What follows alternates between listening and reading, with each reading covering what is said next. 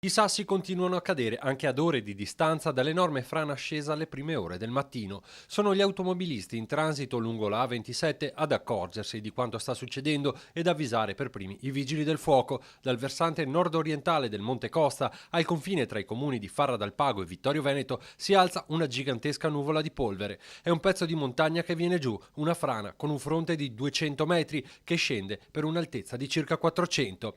Centinaia di migliaia di metri cubi di ghiaia e di bosco si riversano a valle, scattano le verifiche dei vigili del fuoco. Il sentiero 949 del CAI per motivi di sicurezza viene chiuso. I massi si fermano a circa 150 metri dalla strada serrata che porta alla Casera Lastrone. A Vittorio Veneto si prendono precauzioni.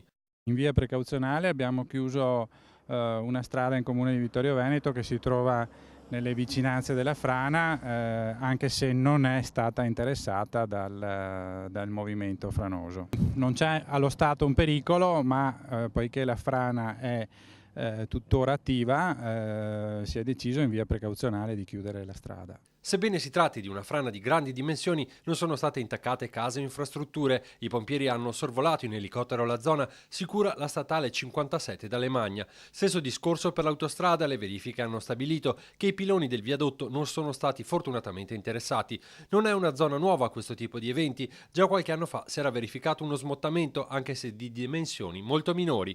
A scopo precauzionale, tuttavia, anche nei giorni prossimi proseguiranno le verifiche da parte degli esperti. Per domani è previsto un ulteriore sopralluogo per verificare lo stato della frana.